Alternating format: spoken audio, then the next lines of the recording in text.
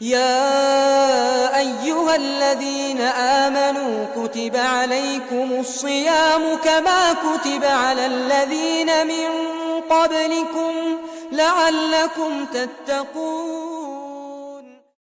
الله وسلم على نبينا محمد وعلى آله وصحبه أجمعين. So today we just want to give a little reminder on Fiqh of Ramadan, and especially it's going to be mostly questions and answers, inshallah.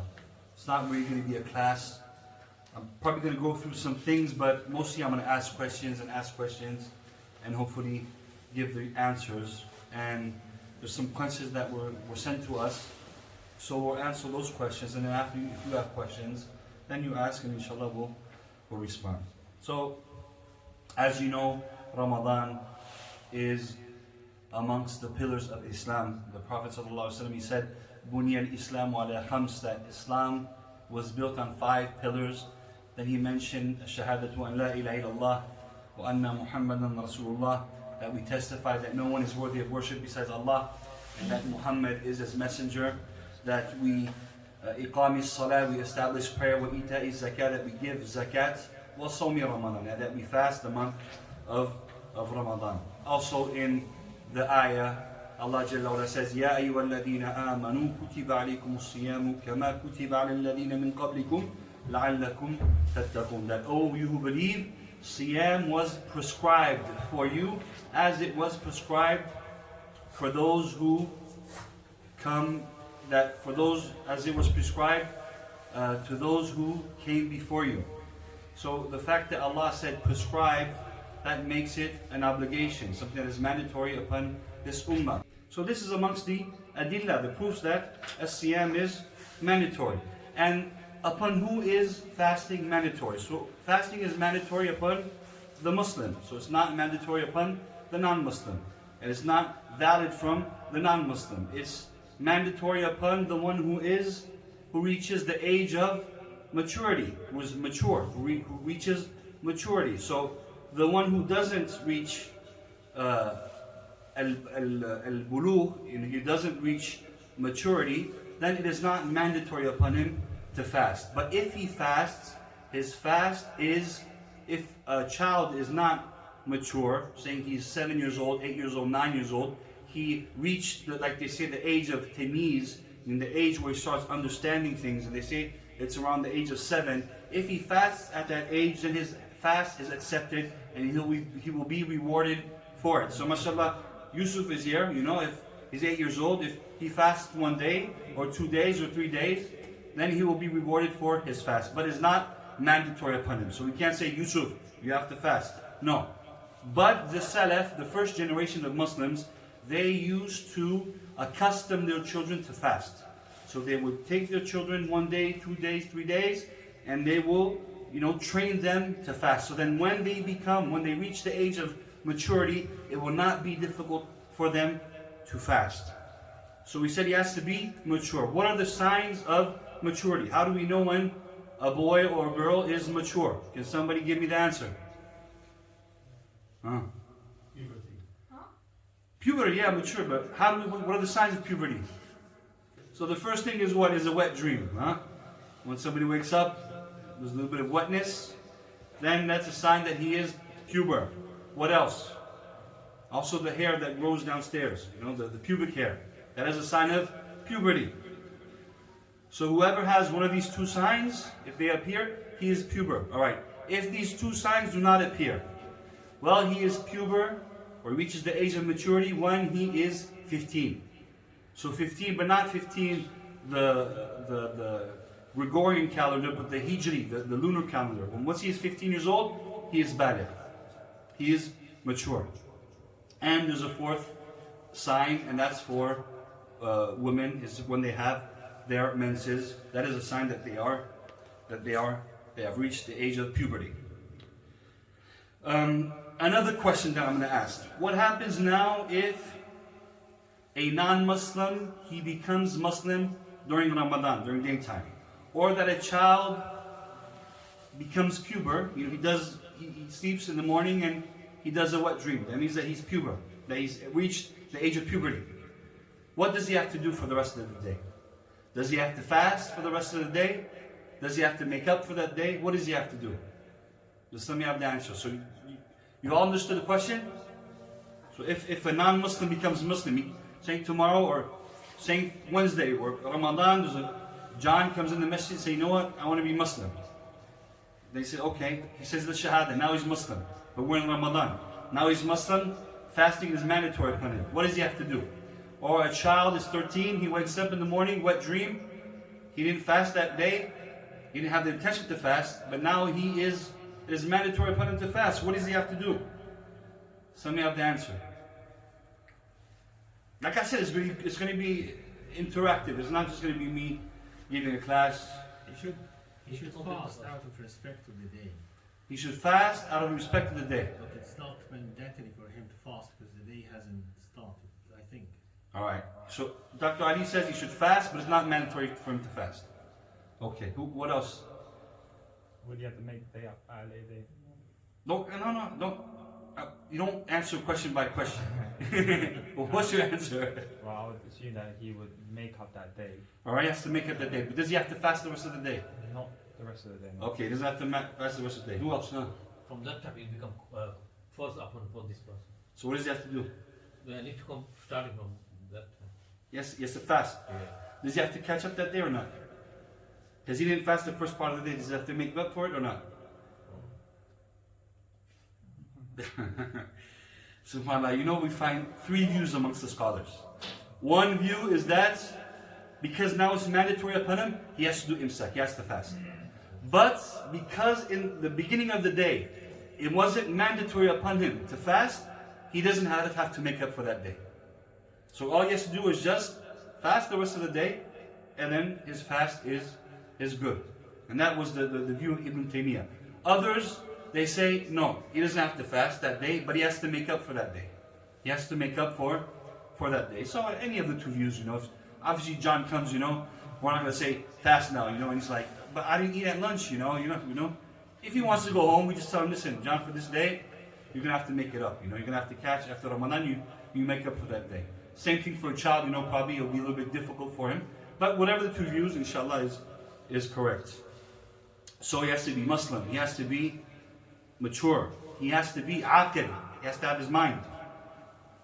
If he's majnoon, if he lost his, how can they say majnoon? How do you translate majnoon? If he's insane or he's lost his mind, then he does not have to fast. All right, we have a question now. What happens if somebody, all right, he has the intention to fast, all right, but he falls asleep right before Fajr and he wakes up after Maghrib? Does he have to make up for that day or not? Is his fast valid or not? Or somebody who he passed out, you know, he woke up for suhoor and during suhoor he passed out and he woke up after Maghrib. Does that day count for him? Or, mashallah, Shaykh, huh? Because it's not just the fasting, because he makes the prayer as well.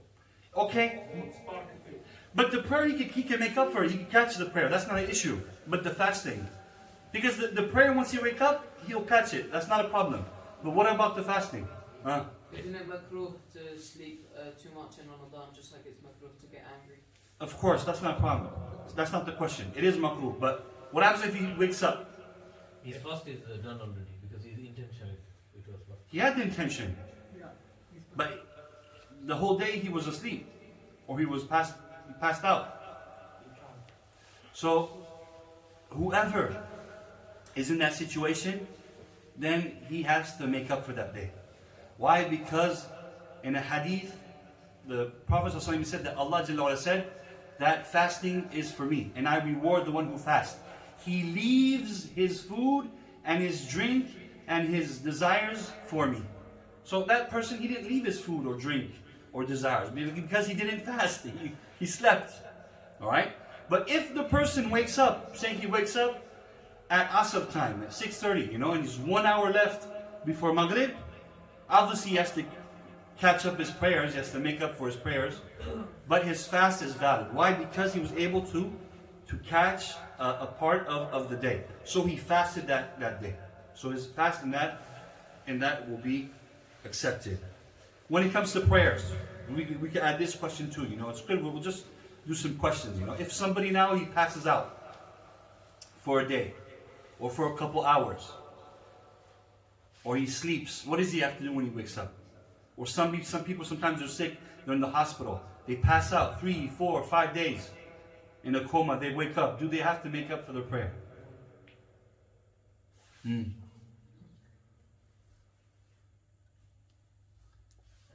Dr. Ali. Imagine Dr. Ali, someone wakes up 5 days, says, Dr. Ali, do I have to make up my prayer or not? I'll say the asking. Yes, yes. That's the, huh? Yes. Yes, what's your proof? No, I don't have any proof. He was in coma for 4 or 5 days. Yeah? Yeah, he shouldn't do that. He shouldn't do it, huh? Alright. That's the majority of scholars, they say he shouldn't do it. The Hanbali scholars are very strict. They say even if 1 month, once he wakes up, he has to make up for it. But Shafi'i or Maliki, the Imam Shafi'i, Maliki and Malik and Shafi'i, they said that he does not have to make up for the prayers. But the Imam Abu Hanifa, I think he has a good view. He says that if it's 5 prayers or less, then he has to make up for them. But if it's more than 5 prayers, then he does not have to make up for them. And that's pretty easy. Other scholars... The best is going on him. I mean, there is no count for him for hasna. Exactly, yeah. Because the Prophet ﷺ, he said, رُفِعَ الْقَلَمْ عَنْ ثَلَاثَ عَنِ نَيْمْ حَتَّى يَسْتَيْقِظ, That the prayer is that the qalam, the qalam that write the deeds of the people, they're removed. It's removed. It doesn't write to the one who's sleeping until he wakes up. So many scholars say that if 1 day went by, or more than a day, then he does not have to make up for those prayers because it will be too difficult for him to catch up. Some scholars say 3 days. But I think that 2-3 days somebody can catch up. But if somebody was in a coma for 7 days, then wakes up, if he has to make up for 7 days of prayer, that's 35 prayers, it could be a little bit too much. Especially if he just woke up from a coma and he's sick and so on and so forth. So, he has to be Muslim. He has to reach puberty. He has to be sane in his mind. He has to be muqim. He has to be resident. He has to be resident. That means that the one who travels, he can break his fast, right? The one who travels, he can break his fast. During Ramadan, I ask you, if you travel, is it best for you to break your fast or to not break your fast? To break your fast is the best, huh? Good.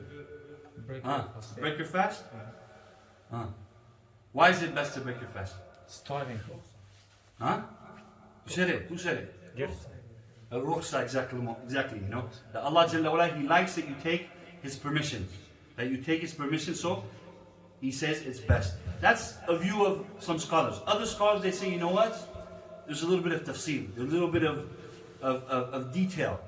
They say that if it's easy for you to fast, and you're traveling, the best is what? Is to not break your fast.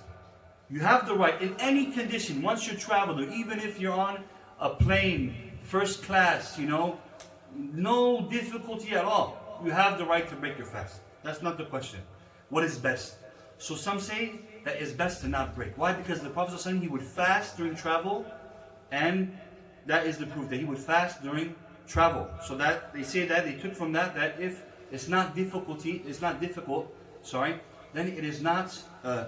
It's best to keep your fast. But if it's difficult to fast, then you have to. It's makruh to fast. If it's difficult for you to fast, it's makruh to fast. Why? Because the Prophet says in the hadith, "Laysa min al-birri as-sawmi fi safar." That to fast during safar, when you travel, it's not amongst al-bir. It's not amongst the pious deeds.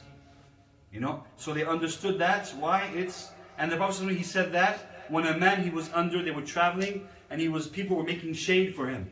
And he asked, who is this person? He said, this is somebody who was fasting. So it was difficult for him to fast. So the Prophet he said, it's not part of righteousness. It's not of righteousness to fast during that time when it's difficult. Alright. When can we fast? What's the distance that we have to travel to fast? If somebody goes to London, they asked me that question. If somebody works in London, alright? So he leaves Canterbury, he goes to London. He wants to break his fast. Can he do so or not? No. He can't do so? Why not? You Huh? can, yeah. Why can he? It's more than 85 kilometers. MashaAllah. So 85 kilometers, what does that mean? remember, I think that was 48 traveled by, in Salat, the travel for that distance takes about 3 days or 1 day and 1 night. 1 day, 1 night. So, like he said, the brother, there's not a clear text in the Quran and the Sunnah that says that the travel is when you've traveled so much of miles, then you're musafir. But they base themselves on some ahadith that you can extract the meaning of travel of 1 night and 1 day. So many scholars, they said it's around 50 miles, 55 miles, 80 kilometers, 85 kilometers. So from here to London, it is 50 miles. It is 50 miles, 55 miles. So somebody who travels from here to Canterbury to London, then he has the right to break his fast, and he has the right to do qasr. He has the right to shorten his prayers. But obviously he's going to have to make up for those days after Ramadan. But he has the right to do so. And when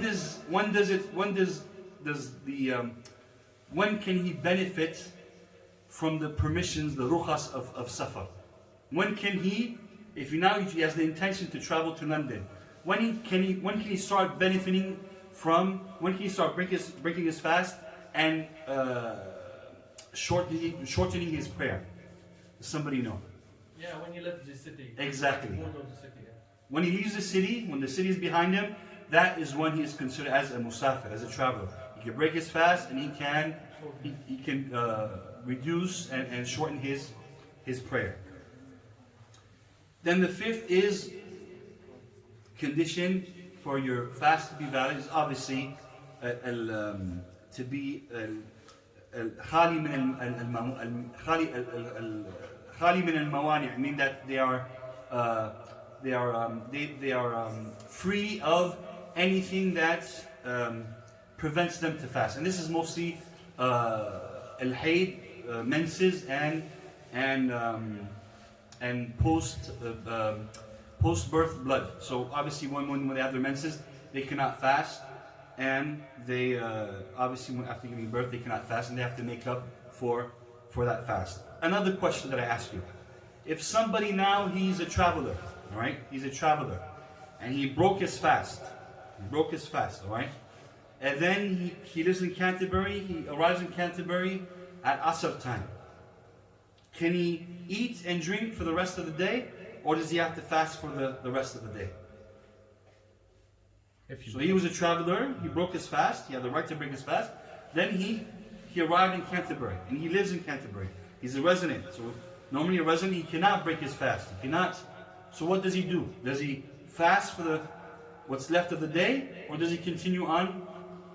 As he already broke his fast, so he doesn't have to. Exactly. Like Masud said, because he broke his fast, because he had the right to break his fast, then he continues. And they say that that fasting, you cannot, it was permissible for you to break the first part of the day, then it's permissible for you to break the whole day. And that it is not mashru', it's not legislated to fast half a day and not fast another day. Same question it's the same thing with somebody who was sick. So somebody who was in the morning, he was sick. He was very sick in the morning, and then all of a sudden, saying at noon, at 1 o'clock, he doesn't feel sick anymore. So he broke his fast in the morning because he was sick.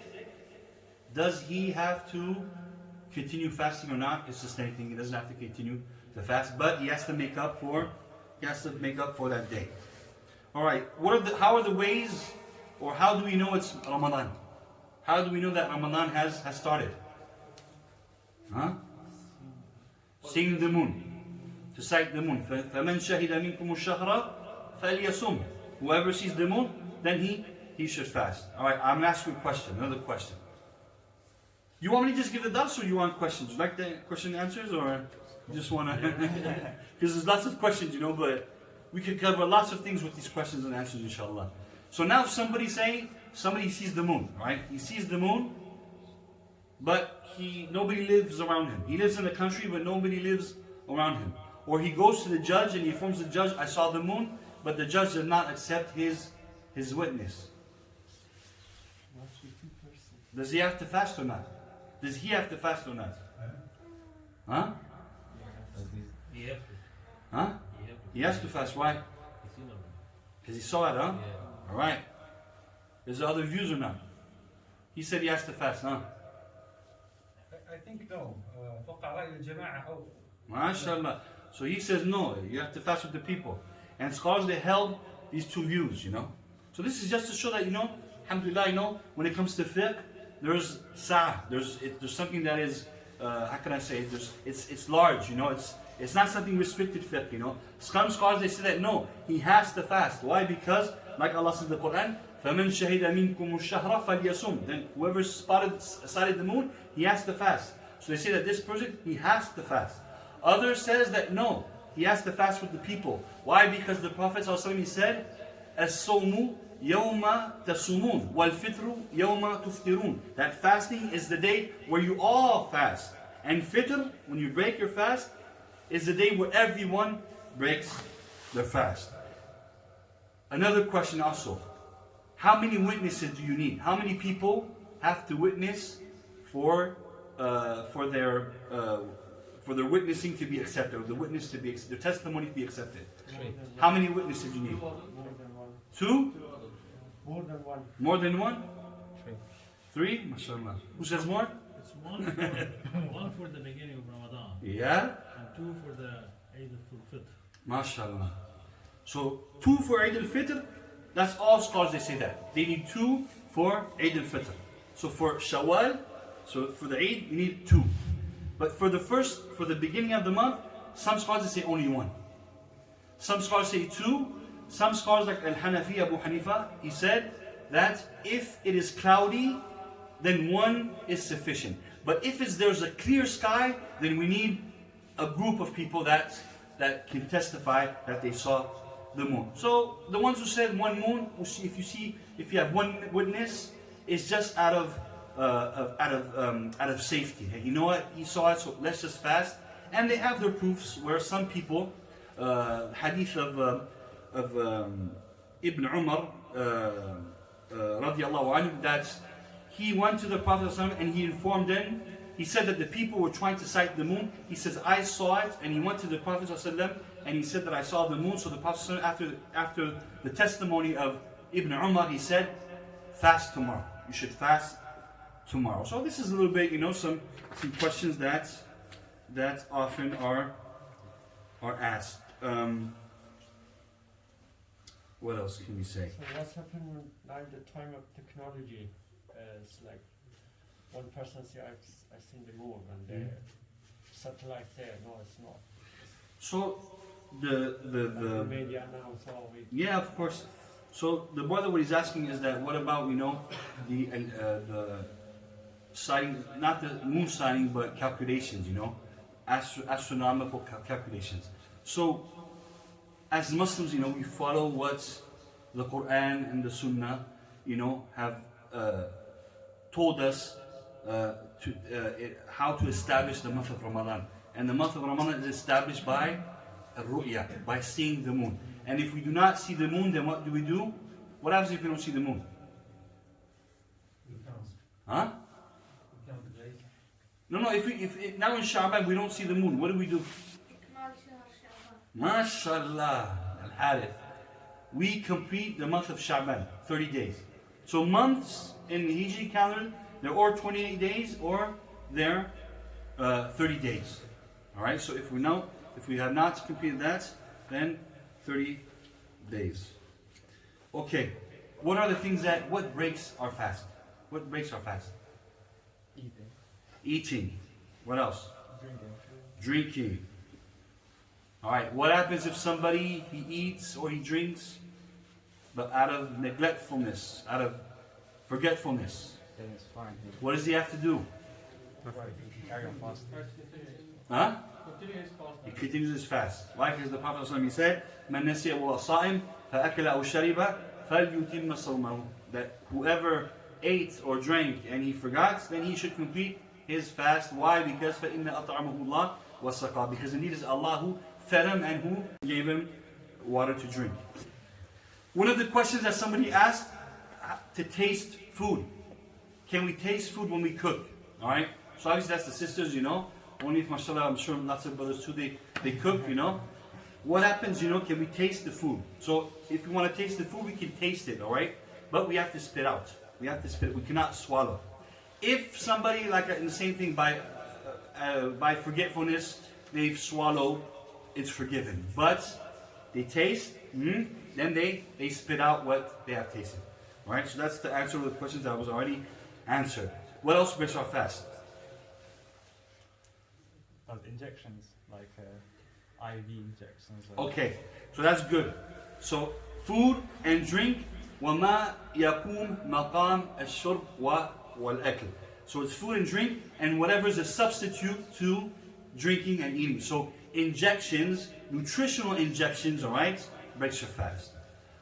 What about, and this is a question that somebody asked, what about injections that are non-nutritional, that are medication? What about vaccine? What about someone who takes the COVID vaccine during his fast? Does it break his fast or not? So what I've read about the COVID vaccine, it is not nutritional. I don't know, Dr. Ali, is it nutritional or not? It's not nutritional. So the fact that it's not nutritional, somebody who wants to take the vaccine, the COVID vaccine, while fasting, it will not break his fast. Same thing if he had to take an injection, due to a sickness or something, and it's not nutritional, it will not break his fast. It does not have to make up for that day. What else breaks fast? Breaks our fast. Blood transfusion as well. Blood, alright, so blood transfusion, alright? So this is based on a hadith that where the Prophet said, أفطر الحاجم والمحجوم, that the one who does hijama to somebody else and who receives hijama, hijama, blood, how do you call it in English? Blood cupping, yeah. Based on that hadith, they say that a person breaks his fast. So there's a big difference of opinion amongst scholars. Does hijama break your fast or not? I mean, if somebody had to do hijama, it would be best for him to do at night. If he had to do it in the daytime, it would be best for him to make up for that fast.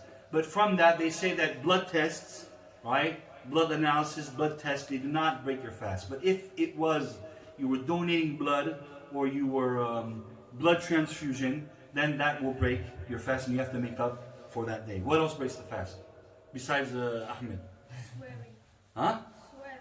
So that's something else. That's something else, swearing and lying and all that. I'm talking about the physical things that can break your fast. Intimate relations. Khalas, al-jima', intimate relations with your wife. What is the kafara? What's the expiation if somebody has intimacy with his wife in Ramadan? What happens? So he has to make up for that day, but what is the expiation? How does he have to repair that? Feed the poor people, 60 people. Oh, before that there's something else. He has to fast 2 months. Before that, even if there's not, first thing is that he has to free a slave. Free a slave. But alhamdulillah, they're not here anymore. So after that he has to what? Fast shahrain mutatabi'in. 2 successful months. Alright? He has to do that. He cannot go to the third option. He has to fast. That means 60 days. If he does 30 days, one day he says, you know what, I'm tired a little bit, I want a little break, and he breaks his fast, it goes back to 0. And he has to fast 60 days. So this is the punishment, and whoever cannot do the 60 days, cannot fast because he's sick or he has an excuse, then he feeds 60 poor people. So we see that kafara is huge. Alright. Another thing, alright, that breaks the fast is, alright, first and foremost, and I'm gonna have to say this, and inna Allah la yastahi min al-haqq, indeed Allah is not shy of truth. Any discharge, alright, from the man or the woman that is not sperm does not break your fast during the day of Ramadan. So any person, any thought that he had or any liquid came out that is not sperm, it does not break your fast. When it comes to sperm, if somebody has a discharge of sperm, if it's through a wet dream, alright, he wakes up saying he fasts before Fajr, he did the niyyah at Fajr time, he started fasting, and then he went to bed after Fajr, and he woke up, it was a wet dream, it does not break his fast.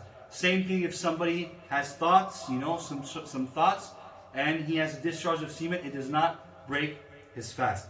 But the one who provokes discharge of semen, maybe through kissing, touching, or like even scholars have said, tikrar nazar, that he looks at something, but not just once, he looks at it and looks at it and looks at it, and he causes himself to have a discharge of sperm, then he has to make up for that day. He has to make up for that day. But he does not have kafara. He doesn't have an expiation. So somebody who masturbates or does foreplay with his wife, or like I mentioned, all that, and he has a discharge, he has to make up for that day, but he does not have to pay a kafara. What else breaks the fast? Intentional vomiting. Huh? Intentional vomiting.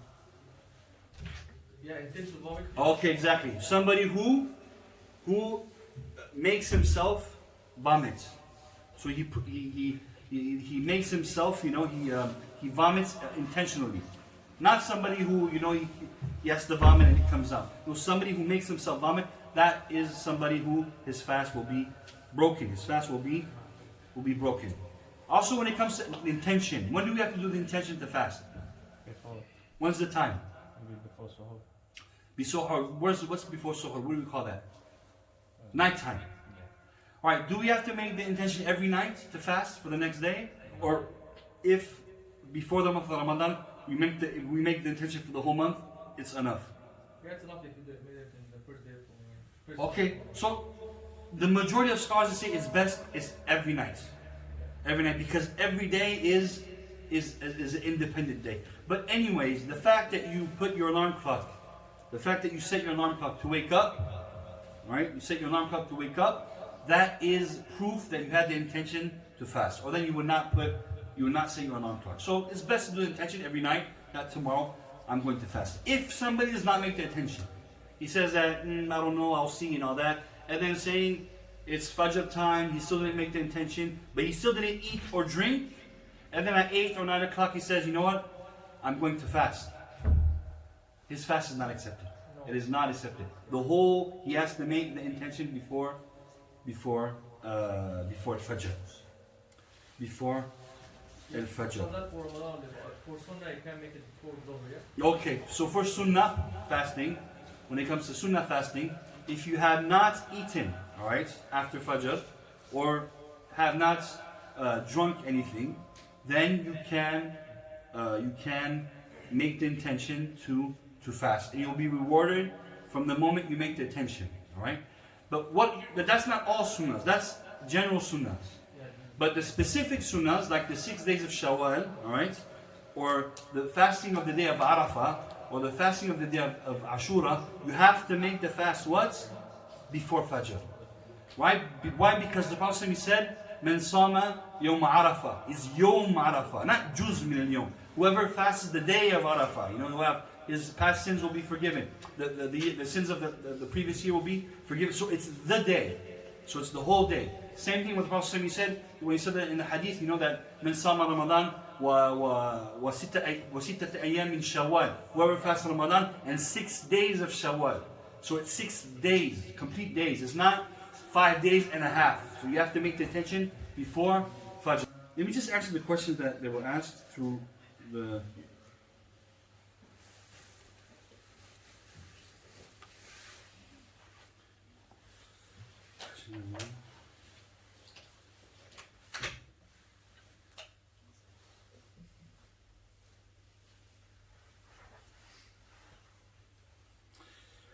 Okay, so the first question, I travel daily from Canterbury to central London. Can I break my fast in Ramadan, and can this be considered a safar? So who can answer this question? So he said, who can answer this question? I travel daily from Canterbury to central London. Can I break my fast in Ramadan? Can this be considered safar? Yeah, can. Alright, you break his fast. Can it be considered safar? Yes, alright, we already established why. Can we take our asthma inhalers in Ramadan while fasting? I always need my inhaler all year long. Can somebody take the asthma inhaler? No? Yes? Huh? Some scholars said, yeah, you can fast. Exactly. So, what I've read of the scholars, they say that they can. They can. Because it is not it goes to the lungs, and it opens the lungs, and the amount is very little, you know, and it doesn't go to the stomach. So they say that it is permissible for him to take the inhalers.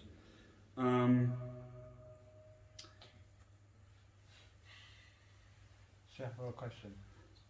Yeah. So what about if someone had an accident and they lost a lot of blood? Like on an accident, they had a car accident and they were losing a lot of blood. Yeah. Would that break their fast? Would they have to break their fast? Well, anyways, if they're in a car accident, I mean, and they're fasting, I mean, once they're going to come with an IV, they're going to give him all sorts of things to so obviously he will have to make up for that day. If I taste food, all right, we answered that. Can I take the corona vaccine? We answered that. Is an injection in the muscle allowed? Injection. So if, like I said, if it's nutritional, we can't take it. It breaks your fast. If it's not nutritional, if it's like against pain or something like that, it does not break your fast. If I had intimacy with my wife, not of Ramadan, but didn't do ghusl till after Fajr, is this okay?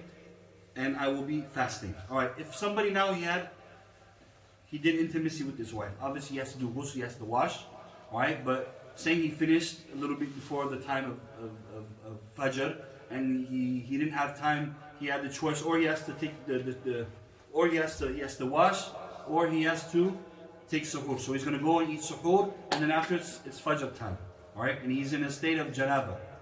Can he fast or not? He can fast, of course. Why? Because it's not a condition for his fast to be valid, but it's a condition for his prayer to be valid. So obviously he's going to have to take a shower so that he may pray, but you know, he will have to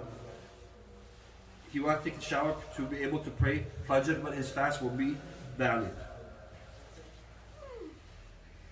Alright, somebody asked, if I have the flu and needed to break my fast, do I need to pay money for feeding a poor person and fast, or I only have to fast? So somebody who is sick, who has the flu, he breaks his fast. What does he have to do?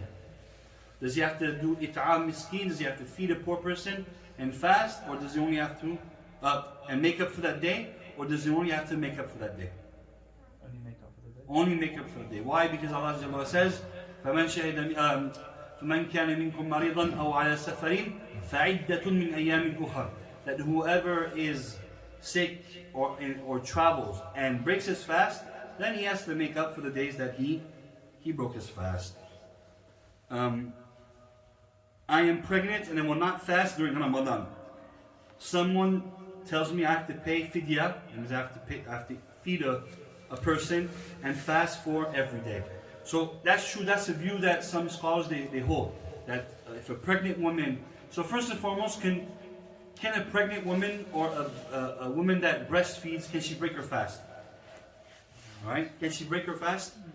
Yeah. If she feels difficulty, all right, or she feels for her child, okay, then she has the right to break her fast. But if she has no difficulty, she feels no difficulty, she fasts, no problem, or she doesn't fear for herself or for the child, then she does not have the right to break her fast. It is only if she feels difficulty or fears for a child or for her own self, then in that case she has the right to break her fast.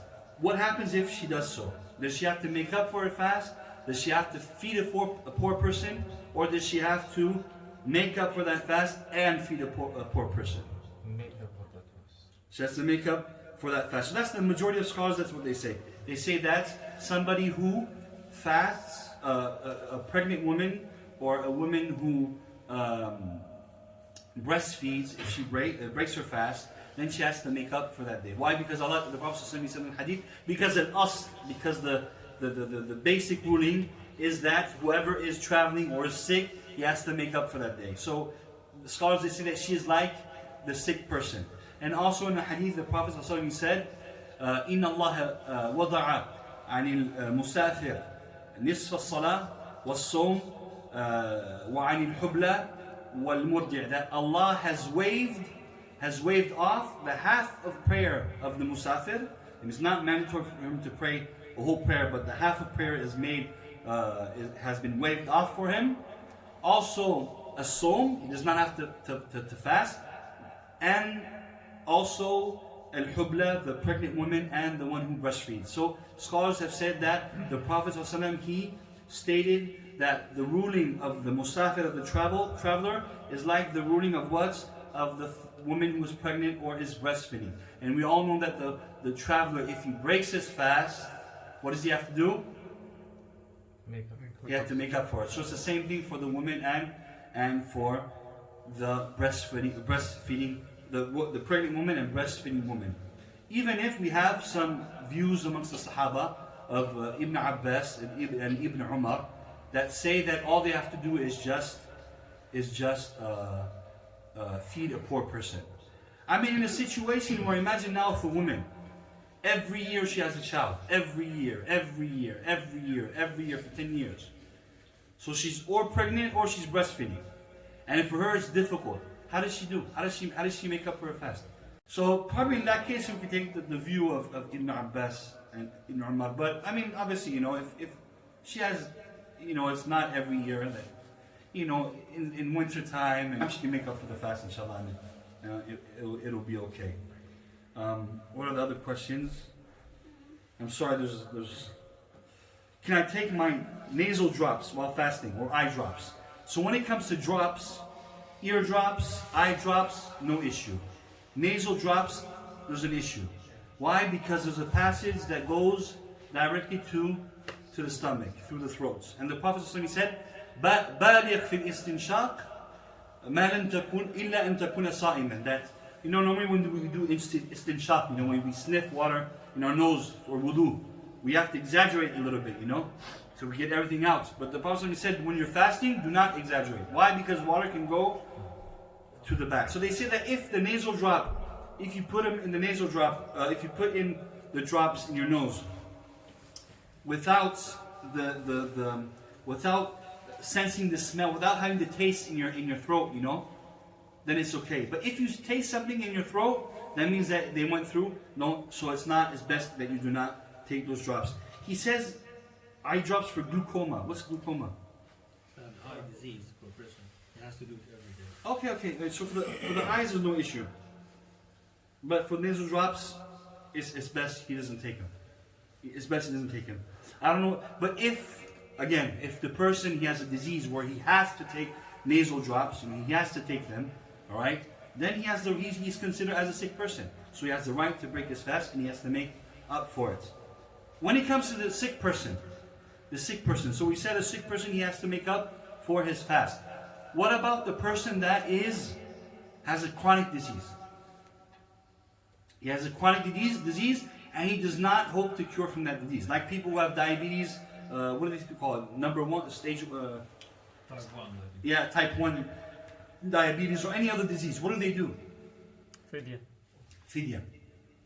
So, like Allah, fidyatun ta'amu miskin. So whoever is sick, a chronic disease, and he does not hope to cure from that, he has no hope. If he cures after that, somebody cures from diabetes type 1, then alhamdulillah, if he did fidya, if he fed a person, there's no issue. But these type of diseases, normally you do not hope to have a cure. So he has to do what? He has to pay fidya, he has to feed a person. Also, the elderly, old man, old women that don't have the strength anymore to fast, they have the right to break their fast. And what do? They pay fidya, all right? They feed a poor person. All right, what are the ways to pay fidya? How much food do we give? How do we calculate this? When do we give it? All right, it's a good question that we can answer. So, fidya, all right, maybe for the person the sick person, chronic disease, or the old person, old man, old woman, how does he pay the fidya? When does he pay? So when does he pay it, all right? Most scholars say, well, there's ijma', there's consensus of scholars that he does not have the right to pay his fidya before Ramadan, all right? Like we cannot fast during the month of Sha'ban with the niyyah of Ramadan, same thing, we cannot pay the fidya before Ramadan. During Ramadan, some scholars say they have the choice, or they can pay for it each day, or at the end of the month, they pay for the whole month, all right? Some say that it's not allowed to pay for the days ahead of you. So if you fasted 10 days, you cannot pay for the whole month. But some scholars, they say, you know what, they made it easy. They said that if somebody wants to pay for the whole month after 10 days, he can do so. If he wants to do it at the end of the month, he can do so. Even after Ramadan. If the person didn't pay his fidya, all right, during Ramadan, he paid it after Ramadan, scholars say that it's permissible to do so. So it's not that, there's no real difficulty. You know, you can pay it during the month or after the month when you want. All right, what do you have to do? How do you pay it? You give money to a person. Is money valid? No. Huh? No. Why not? Why not? They could buy something else with it. Huh? Could they buy something else with it? Alright, but why? More specifically, why? Huh? Because what does Allah say in the Quran? Fidyatun? Tu'amu miskin. Feed. Exactly, to feed a poor person. So what they say is that you have the choice. You can give 30 meals to 30 people. Saying 30 days, Ibn Abbas, when he was older, he would gather 30 poor people and he would serve them a meal, and that was enough. Alright? You could do that. Or you can give food, but food that can be conserved. You can give 30 days of food to one person, or 10 days of food to one person, 10 days to another person. You know, you can choose. You know, or 30 days of food to 30 people. There's no issue. But if you give the food to one person, all right, it has to be food that can last during 30 days. Not food that after 10 days it's going to rot. It's going to be, you know. So it has to be food that. So they say, scholars say it's nisfu sa'. You give 1.5 kilos of food. And 1.5 kilos of food, meaning 1.5 kilos of pasta, 1.5 kilos of dates, 1.5 kilos of rice, 1.5 kilos of barley. So if you do 1.5 kilos times 30, that's 45 kilos. You give 45 kilos of pasta, 45 kilos of rice, 45, and that will be enough for the month. You can give it to one person, give it to multiple people. It's not a problem. So that's fidya. Does anybody else have a question regards to fidya? Because often You don't have the money for it. huh? You don't have the money for it. He doesn't have the money for it? Yeah, he's the second.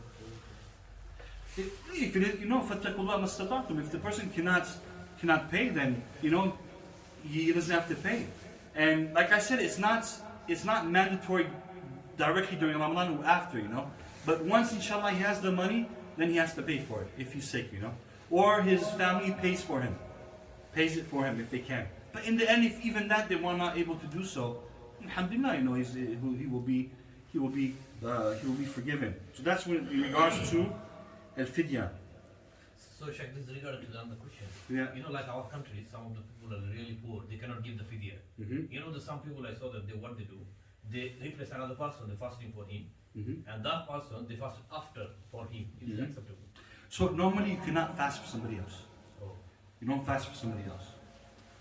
But I saw some Ramadan of our fast. country Mm-hmm. that he replaced someone they're fasting for him, Yeah. and for his fast, the person fasting one he did after. Uh-huh. I saw like in our country. Listen, if the person is poor and he cannot pay fidya and he cannot fast, you know, and he's forgiven. Okay. He's forgiven. What can he do? He can't do it. He can't pay. He doesn't have the money. So that If that he's being fed and he's being, I mean, he would not have to pay for. He would not have. He would not be. It would not be mandatory for him to pay the fidya, and people would not have to. But if now somebody, you know, paid for him, that would be great. You know, that would be the best of thing. You know, best of things. So from that question, you two have a question. What happens when if somebody dies and he has days of Ramadan left that he didn't fast? What happens, you know? So the majority of the vast majority of scholars, even in all the scholars, they said if a person, right, he fell sick during Ramadan, right? So saying he fell sick during the middle of Ramadan, right, and he had 15 days that he has to make up for, but his disease, even after Ramadan, continued. It persisted till he died. All right. This person, nobody has to fast for him, and he's not accountable because why? He had an excuse to what? To not fast. Then scholars, they have difference of opinion in regards to the person. Yeah. No, I've got a question after you. All right. Obviously, scholars they have a difference of opinion in regards to a person saying it was 15 days. All right, and then after Ramadan, he was good. He was okay for a month, and saying after a month he died. So he had time to make up for those 15 days, but he did not do so. What happens? Alright? So majority of scholars, they say that for this person, we have his close relatives, or the ones who normally inherit from him, they have to pay fidya of ta'am for him for each day. Right? Fidya ta'am for each day. Some say that it's permissible for him, permissible to some of the relatives to fast for him. So it doesn't have to be one person, it can be multiple persons, they can fast, but it's not mandatory. It's not mandatory. But when it comes to feeding, many said it was mandatory to feed. Alright? To feed. So that's for the person who's passed away. Yeah, what's the other question? So I've got two questions. One of them is, if someone has a chronic illness and the treatment is enzyme infusion of about 300 milliliters of liquid once every 2 weeks, can you fast on that day, or would you have to make it up another day? So if they're getting if they get enzyme infusion treatment, like in 300 milliliters worth, once every 2 weeks, would they have to fast for that day, or could they make it up? But if he has a chronic disease, can he fast already? Can he fast or not? Well, if I'm not sure, the question doesn't say that. If they have a chronic illness, and the treatment is enzyme infusion of about 300 milliliters once every 2 weeks, can you fast on that day, or would you have to make it up? The day of enzyme infusion. Yeah. What's enzyme infusion? It's not nutritious. Okay. But is it water? Is the water in it? It's inside the vein. Is it the water? There is fluid. Yeah, Allah. We have to ask somebody about that. Okay. And then we've got another question that is, if someone has been given wrong fidya and now knows the correct way, can they make up for that for lost years? So what was the wrong fidya that they gave? They didn't give a quantity. It's just like a figurative. And how many years is it? Also. It just says lost years. Allah.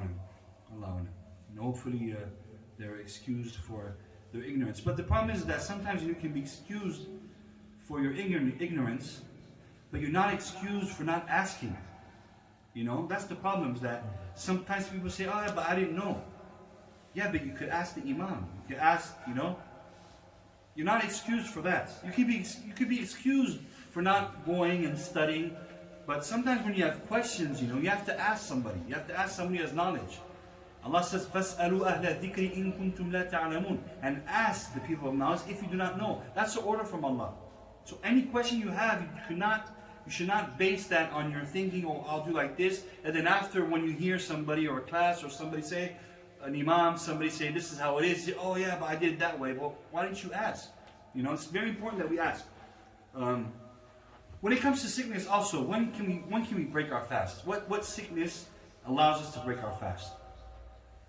If I have a runny nose, can I break my fast? Huh? Can I break my fast? Runny nose. Just a little runny nose. Would it be ones that cause too much pain for you to carry on? Exactly. So runny nose, light sickness, you cannot break your fast. But a fast, a disease that brings, it's very difficult for you to fast, to cope with fasting, then it is recommended for you to break your fast. And it's makruh. It's makruh for you to continue fasting. So there's no tough guy, I'm tough, I'm going to fast and all that. No, if you're really sick, break your fast. Allah, He loves that you take those facilities, you take those permissions. Alright? Like long-term diseases. Yeah, but I'm talking about more about the one who, if somebody now he has if fasting will harm him, it is haram for him to fast. It is haram for him to fast. وَلَا تُلْقُوا أَيْدِيكُمْ إِلَى التَّهْلُكَةِ, and do not throw your own hand, do not throw yourself to your own destruction. So it's not permissible at all for somebody who has a disease that harms him. It's not permissible for him to fast. When you pay fidya, does it have to be to a Muslim? It has to be to a Muslim. Fidya has to be to a Muslim. Question number 11. My husband doesn't fast. He smokes and says he can't stop smoking to fast. Is smoking allowed while fasting? And is it haram to cook food for him while he is not fasting? Alright, so smoking. Alright, smoking. what I've read from the scholars, the four madahib, the scholars from the past, the scholars from today, they all say that smoking breaks your fast.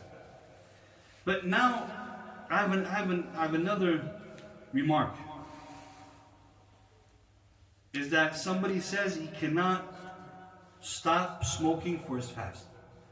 I've seen people smoke, big smokers, you know. Once they hear the adhan, the first thing they do is tamar and a cigarette, you know what I mean? It's a day and a cigarette. So, you know, they're able to, so is somebody really able not to you know? So even this person, you know, if he can't stop smoking, then do your 5 prayers a day. Don't eat, don't drink, and you know, if you can't stop smoking, you know, you can't do it, you know, if you're that addicted to the cigarette. But sincerely, if somebody who prays his 5 prayers a day,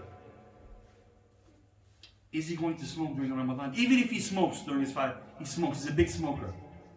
He's not gonna smoke. So he does not have the right to smoke. Now does the wife have the right to feed him, to give him food?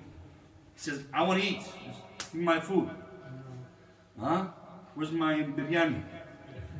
I'm not going to just say biryani. I have to say, because they say, it's only, no, where's my pizza? Where's my hamburger? Where's my, whatever the origin is. Does she have the right? Does she prepare food for him? Huh? She does? She prepares food for him. Cook the food or give him the food. It's different.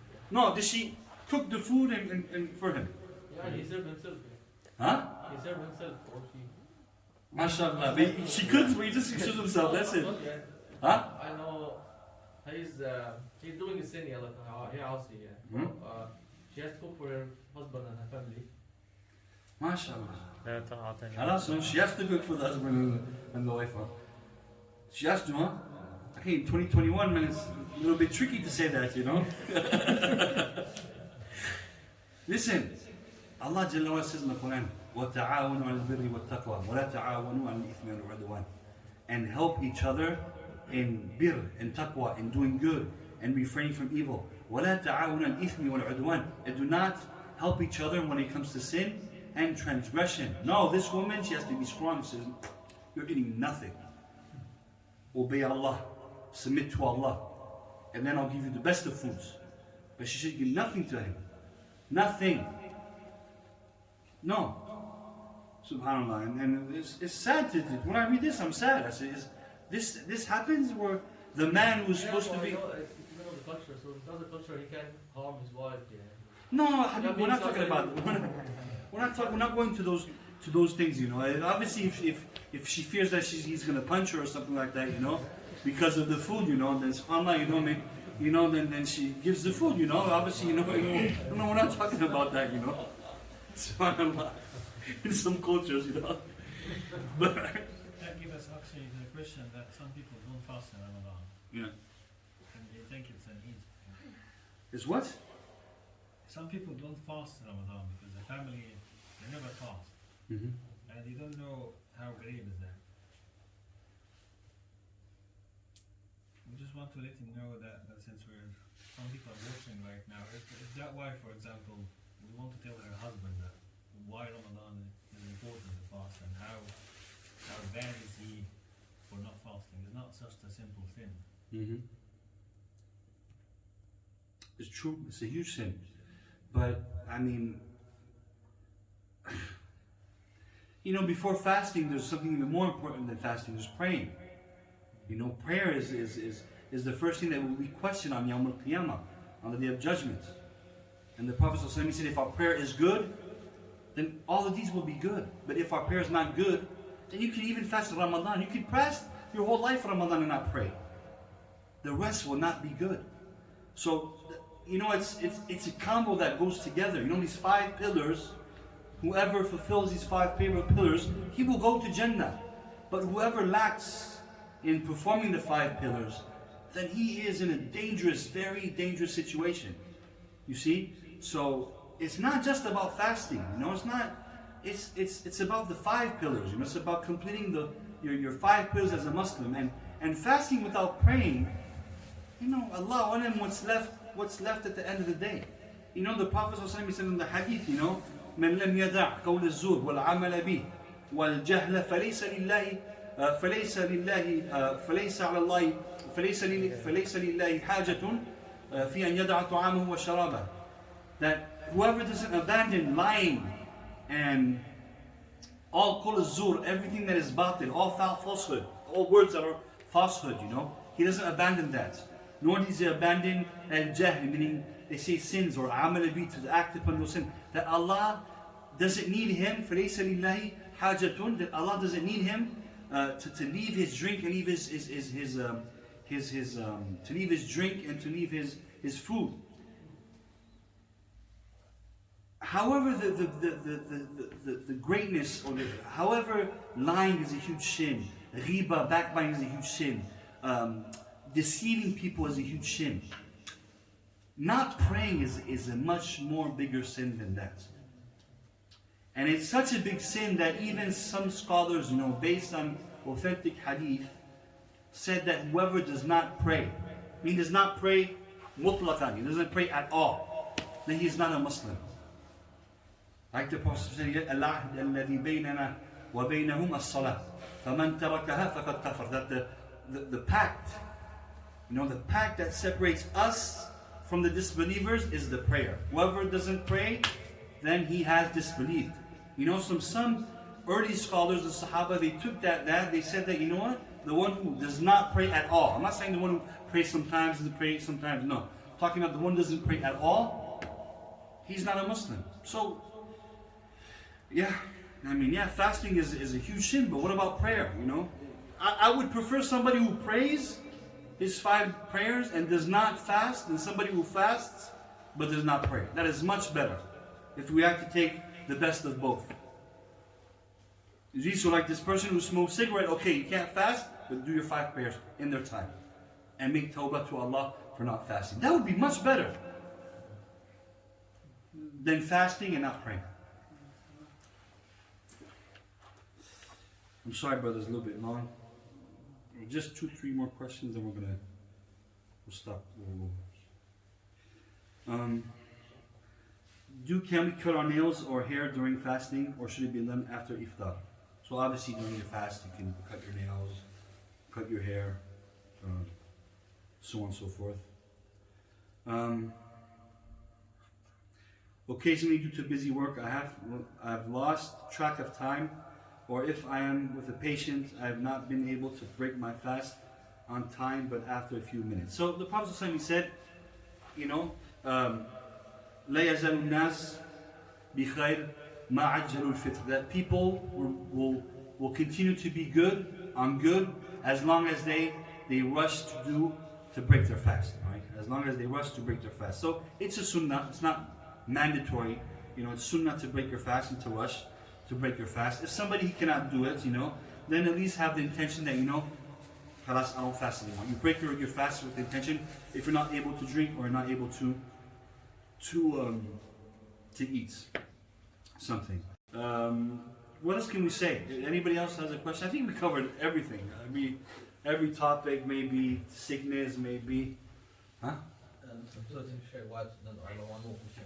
You know, one of my students, she missed many of the fasting on God, like 4 or 5 years before. That time was like long Ramadan, half past sometime 9 o'clock when it started at 3 o'clock. Okay. And for the exam, she missed some fasting. All right. And she was covering on the winter time. Although she missed in the summertime. Okay. And she covering on the winter time is acceptable. But why did she have an excuse to miss? Just exam. Exams. Yeah. Yeah, it's not an excuse, man. It's not an excuse. It's not an excuse. Question was sent. Which one? The nails? No, Yeah, Allah, I don't know this question. I don't know the answer. If somebody works in healthcare and is involved sometimes in intimate examination of patients, both male and female, how does this affect my state of roza? So was roza, is that Urdu is fasting, or is it, what language is roza? Roza and Dari, Persian. Huh? And Persian. Persian, that's mashallah. Masuda. Roza. Mashallah. Namaz, roza. How do you say Hajj? Hasha. Oh, no. Hajj. Zakat, you say zakat. So only roza and namaz. Can we say for non-Muslim people forgiveness or maghfirah? Can we make dua? Yeah. Like some not Muslim people pass away and say, Allah forgive you. Well, listen, like I say in the Quran, you know, Allah didn't allow Ibrahim to make istighfar for his father. You know, so from that, you know, we cannot ask forgiveness for them. You know, we can, you know, in this life, we can ask, make dua for them when it's related to dunya things, or make, you know, dua for them to be guided and all that. But when it comes to forgiveness, you know, we cannot seek forgiveness for them. But even the person who, but we do not say that he is in the hellfire, right? Even if he non-Muslim dies in this world, we consider him a non-Muslim, a disbeliever. Why? Because he was not Muslim to us. So he will not be buried as a Muslim. He will not be buried as a Muslim, washed, nor do we pray and make dua upon him. But it may be that this disbeliever, he has an excuse with Allah. وَمَا كُنَّا مُعَذِّبِينَ حَتَّى نَبْعَثَ رَسُولًا, that we would not punish people before that we send them a messenger. So it may be that a non-Muslim, especially people saying 100 years ago who lived in the UK, no internet, no television, they had no information about Islam. So they, inshallah, they will have this excuse. Hopefully they will have an excuse, you know, that they did not know about Islam. They never heard about Islam. I mean, people now, they know about Islam or everything, but they pass away as a non-Muslim people. No, listen, like I said, the dua, you can't make dua for istighfar. You can't seek forgiveness for them. And even about today, you know, scholars, they differ. If non-Muslim passes away, you know, even if they heard about Islam, does it count like that the message came to them or not?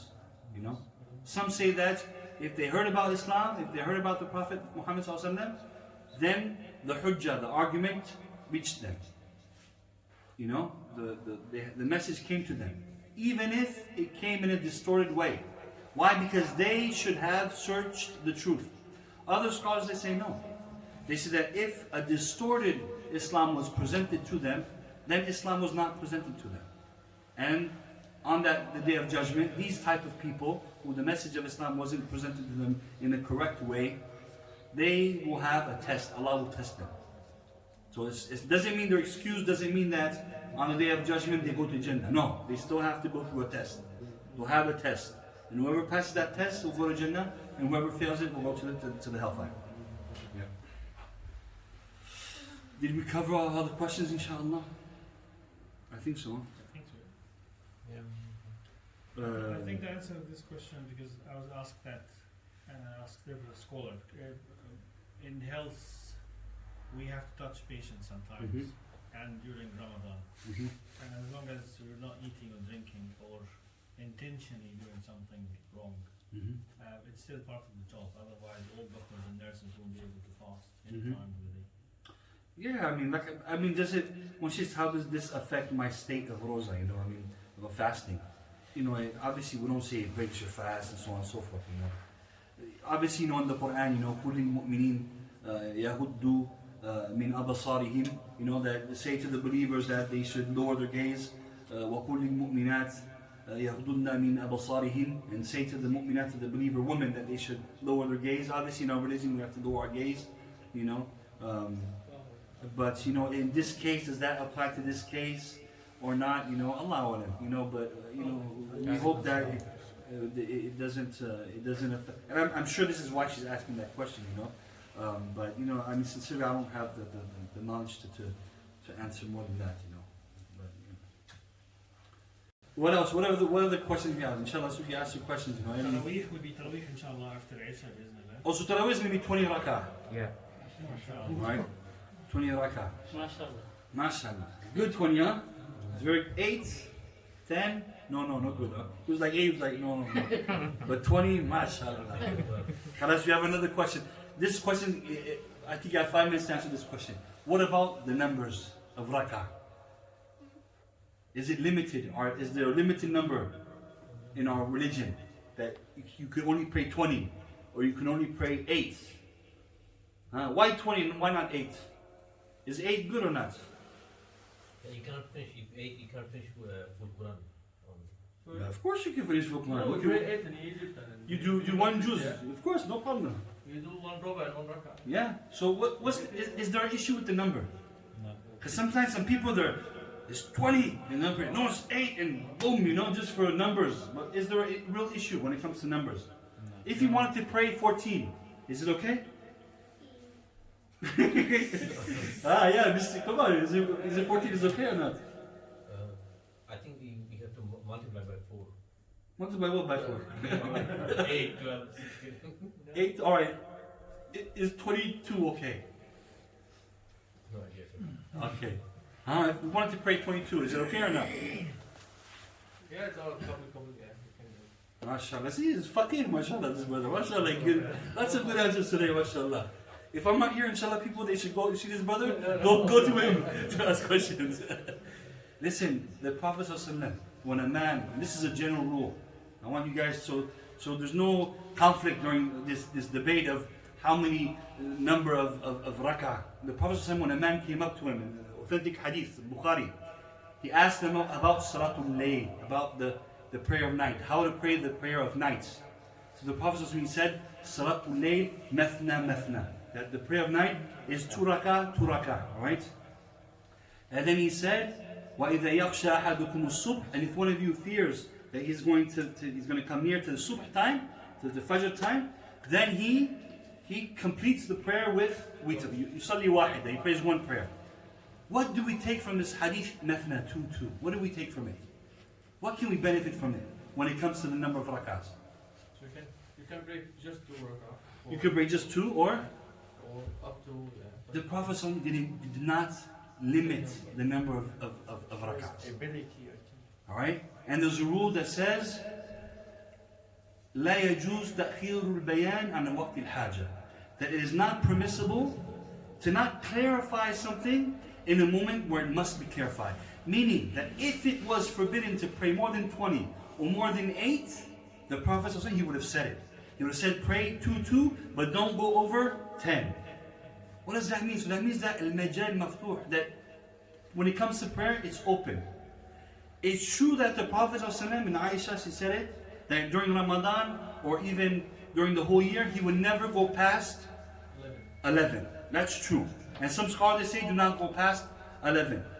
But, and it's true also that some of the Khulafa Rashidun, they did 20, But, like I said, this hadith of the Prophet ﷺ shows us that, it's not a limited number. Whatever the number, as long as 2, then it is okay. And also the prayer of the Prophet ﷺ, 11 rak'ahs was not, it was not 30 minutes or 1 hour. It was 11 rak'ahs. It was like a couple of hours. He would recite Baqarah and he would recite Ali Imran.